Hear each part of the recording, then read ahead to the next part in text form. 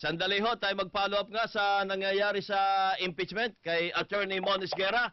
Attorney, magandang umaga po. Magandang umaga, kabayan. Magandang umaga sa mga nakikinig sa iyong programa. Abay, marami yung nagsasabi na mukhang madidiin na raw ho si CJ Corona dito sa tungkol sa kanyang dollar account. Meron ho bang paliwanag sa inyo mula kay CJ Corona? Mag-meeting kami mamaya at hopefully makita namin yung kung meron pa siyang mga dokumento ng mga transaksyon ng 2003. Oho. Kasi kailangan naming may kumpara, may tulad at malaman namin ang totoo sa hindi, no? No. At kung may totoo man, siyempre tatanong namin sa ating punong maestrado kung may kapaliwanagan. So yun lang naman ang aming pupuntahan dyan. Kapaliwanagan siguro sa dalawang bagay kung saan nagmula yung kung meron man, kung saan nagmula yan. At pangalawa, kung ano ang kadahilanan at kung ito'y totoo, bakit hindi nakalagay sa kanyang salin. Ano naman papunta yung issue, kabayan? Opo. Malinaw naman sa atin yan Pero nung bang kayo mag-usap, di ba nag-meeting ho kayo ni na CJ Corona para kanyang kumpirmahin na siya nakahanda na humarap sa impeachment court at ang issue nga, sabi nga ninyo, sabi ni CJ Corona, hindi totoo yan. Kasi malinaw yun sa amin, Oo. malinaw. At siya nga mismong nagbigay sa amin ng instruction na pinahan nyo na lahat yung mga sa paningin niya mapanirang akusasyon laban sa akin at harapin ko na yan. Pero, yun lamang. Tapos, ang malinaw kasi sa amin, alam mo, kaya medyo mataas din although pagod kami lahat pare-pareho dahil napakahirap ipagduktungin ko yung what we call the lantern of bank transactions. Ang sinabi niya sa amin ganito, tuloy natin yung laban. Kung mamamatay ako mamatay na akong lumalaban. Yun naman sinasabi niya, malinaw yun sa amin. Kaya kami, bilang kanyang mga abogado, ang mandato namin pagpatuloy yung pagtatanggol sa kanya. Yun lang naman ang malinaw sa amin. Kung siya'y bumaksak dito, sinasabi niyo nga, naidiin na ng nadiin. Noong simulat sa pool nga, kabayan, alam naman natin, diin na yan kung yan nasa hukay, hopefully, bumangon sana. Ganun lang naman ang pagtigirabi dyan. Pero kayo ba'y naniniwala na kaya pang ipagtanggol ni CJ Corona itong tungkol sa kini-question ngayon sa kanya na dollar accounts? Oo naman kabayan. Kasi kung kami hindi naniniwala, bakit pa kami nandiyan at doon sa mga natura niya, kami ba ibig bang sabihin niyan, pati kami nililinlang niya. Diba? Hindi naman siguro gano'n. Naniniwala kasi kami na mayroon siyang pinanghahawakan at hopefully within the next 4 days or so, malinawan namin ito at maihanda namin siya sa pagharap niya dyan sa Senado. So, tuloy na ho sa Martes? Yes.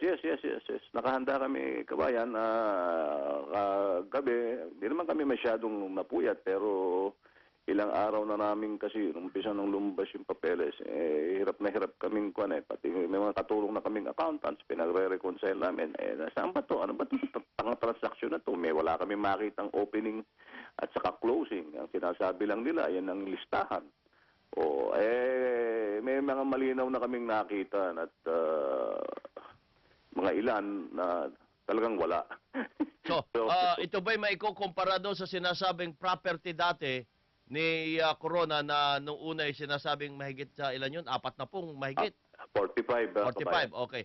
Na napatunayan yung ilan lang pala naman? 6 bumaksak. 6 bumagsak. Okay. Ito siguro kung lumalabas yata 82 or 86. Bank accounts? Well, allegedly, no?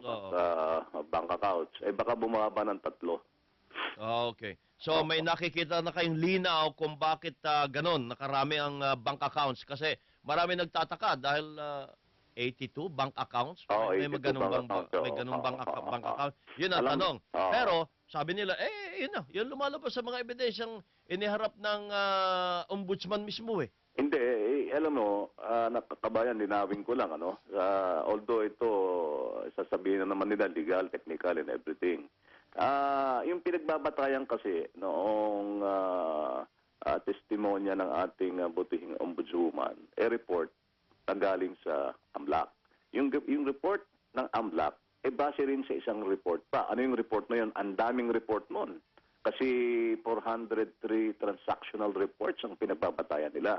Summary lang yung pinakita sa atin eh. Hindi naman yun mismo yung ugat na pinagmulan nitong sinasabi nilang mga bank transactions na ito no, over the years. 8 years ang span yan eh. Tapos base doon sa nasa nakalap ng AMLAC no, in the course of the reporting of the banks concerned purportedly, ito yung nakalap nila. Ngayon, itatanong mo, paano mo mapapatunayan na yung report na yan na nasa summary na pinagbasihan naman ng extrapolation o yung tinatawag nilang analysis, totoo. Kaya napakahirap dahil nakailang salin Nakita mo kabayan yung proseso, may bank transaction report, yung sinasabi nilang covered transaction report. Over the years, 8 years yan. So many banks, so many accounts. Paano mo ngayon masasabi na yung summary lamang na siyang isinabmit doon sa ating impeachment court, totoo na. Ang analysis na pinagbasihan naman itong summary na to, base lang mga doon sa summary na may pinagbasihan dapat na ibang dokumento. So napakabigat ng pagbalik namin. Kaya nga, hopefully within the next 4 or 5 days, matapos namin yung analysis at mahinda ng tuloy-tuloy at maharap yan. Pero sa amin, kahapon, may nakita na kami, mukhang pababa ng pababa ito, kabayan. Okay. Nabanggit mo yung mga transaksyon na yan, ano ha? At 82 ang hirap niyang ipaliwanag o ang paano nangyari. Ito ba ay nangangahulugan na kinakailangang imbitahan ng impeachment court ang mga opisyal ng bangko na na-involve like BPI at BPS Bank? Well, hindi na siguro, kabayan. Hindi na. Dahil, alam mo, ang tinasabi nga nila, open season yan Of course, others would like to say na, ito na, end game na yan.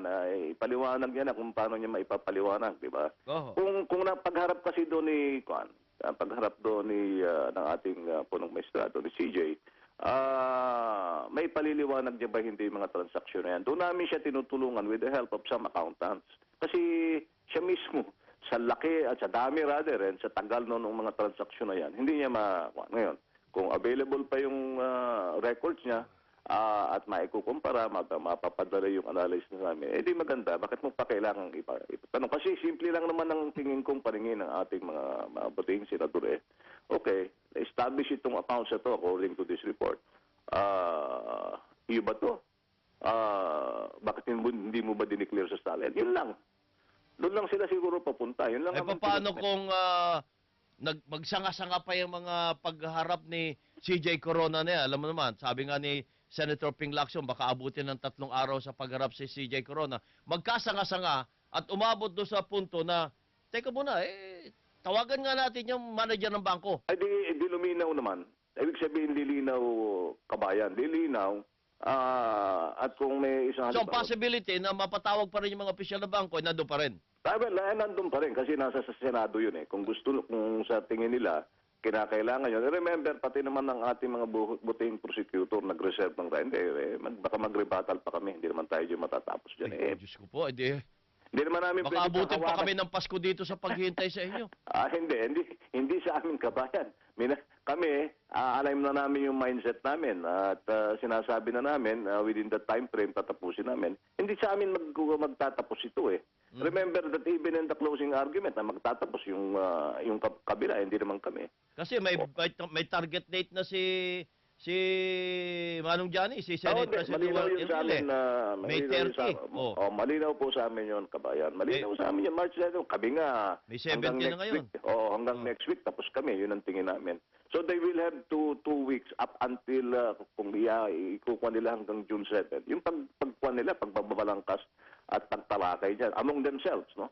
Hopefully matapos kami next week, magsimula kami Martes, tapos kami ng Webes, tapos na. Okay, so Oo. ang pagtatapos nito ay base na rin sa magiging pahayag ni CJ Corona. Oo. And then, baka lumago pa ito at magsanga-sanga kung May sakasakali. posibilidad. May posibilidad. Oo. O ay rebuttal pa ng prosecution. Hindi naman Oo. sila papayag na hindi sila makaribat, di ba? Mm. So, matapos kaya ng May 30? Palagay ko naman ko. Ako, naniniwala ako. Malaki ang paniniwala ko matatapos natin.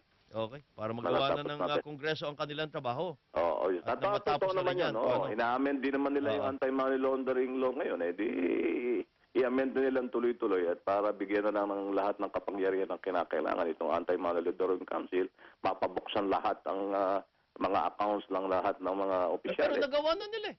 Hindi pa. Ang source nga ni Ombudsman, amlak ah.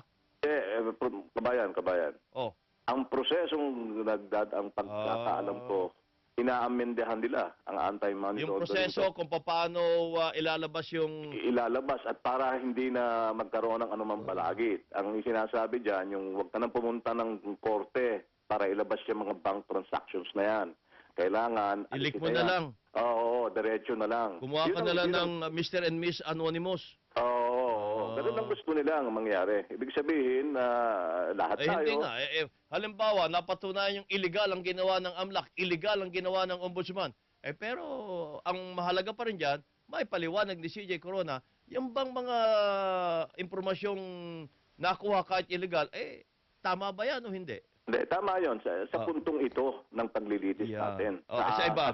Sa kasaysayan ng ating mga batas, Oo. lagay ng mga batas. Pero ang sinasabi ko, you have to go, ang sinasabi ko lang dito, kabayan, Oo. you have to go, you have to look beyond.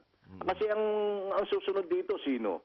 Hindi, baka ninenervous na nga yung ibang senador at saka congressman eh. Teka muna, hindi ko- I cannot speak for them. Kung nagsabi niya, kabayan. Sinabi mo yan, ha?